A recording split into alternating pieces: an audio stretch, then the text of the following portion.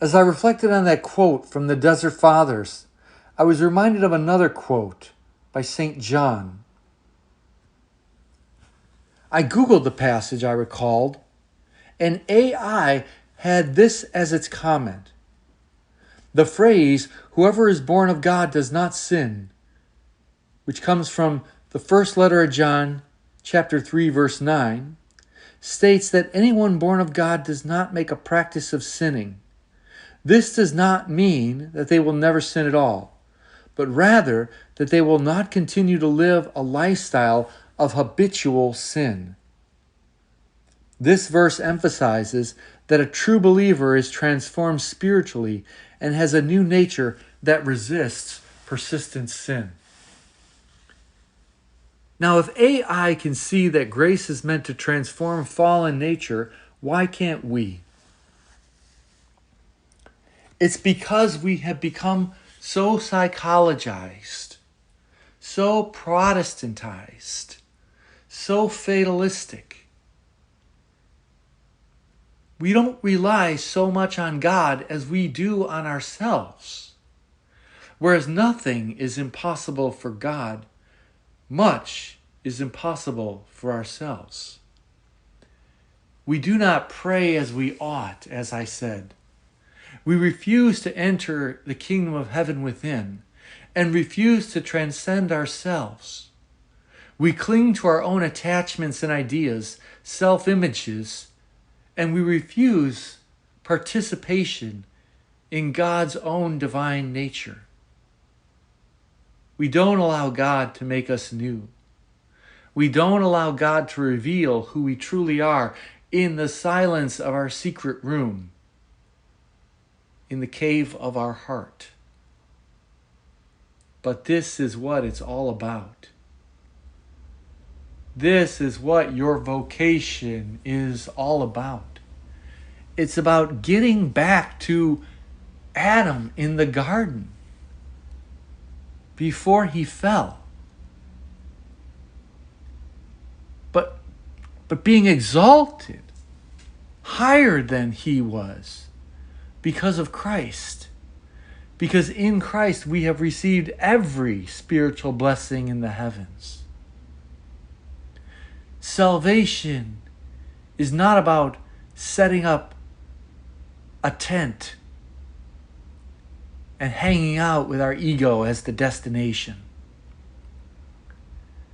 Salvation is all about recognizing our fallen humanity and participating in God's divinity. It's about grieving over our fallen nature and shedding tears. Blessed are those who mourn, for they will be comforted. It's about humbling ourselves in the face of this body of death, as St. Paul calls it, and reaching up to God, who alone can restore it. Of course, God does this through grace, by giving us a new heart, his own heart, with which to love, that is not debilitated or mired down with all of our wounds. It is not mired in all of our psychological illnesses, traumas, and conditioning. God's heart overcomes sin and overcomes the world. As St. John tells us, whosoever is born of God does not sin or does not make a practice of sinning. Another way of saying this is that if the Son, S-O-N, Son of God, Jesus, sets you free, then you are free indeed. Because apart from Jesus, we can do nothing. And we will still remain attached and in bondage. St. John of the Cross has a beautiful phrase where he tells us all about what God has in store for us, for those of us who love him. even while in this mortal life. He says, Lord, you've put to death within me all that made me lifeless, all that deprived me of your divine life, which I now see myself live. So we need to pray more. We need to transcend ourselves more. And the only way to do this is with God's help and with grace. Because it is true that He has placed the kingdom of heaven within us. And it is true that greater is He that is in us than he that is in the world. But we need grace to arrive at that place. Then we may be victorious and not have to settle for who we currently are. God may love us as we are, but He commands us to be perfect because we were created to be perfect. We were created to be saints. We were created for an abundant life, a carefree life where we surrender ourselves so that we no longer live our petty ego existence, but that God lives in us. That God does His work within us.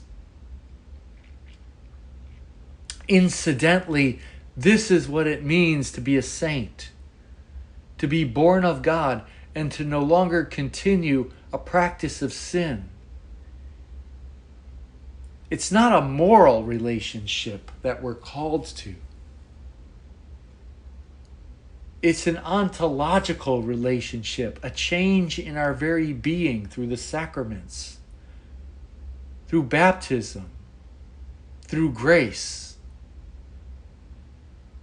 I believe it was St. Augustine who said that the law was given that grace might be sought, and grace was given so that the law might be fulfilled.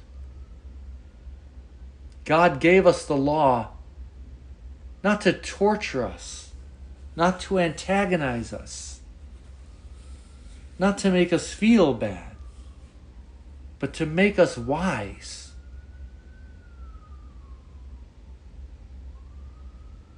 To make us perfect. We ought to take this law and learn what it means to be godlike. To take His yoke upon our shoulders and learn from Him who is gentle and humble of heart. And only in this way, and not in celebrating our own ego, will we find rest for our souls. Another place, in another sermon, St. Augustine says that God has made us for Himself alone, and our hearts are restless until we rest not in our own ego, but in Him.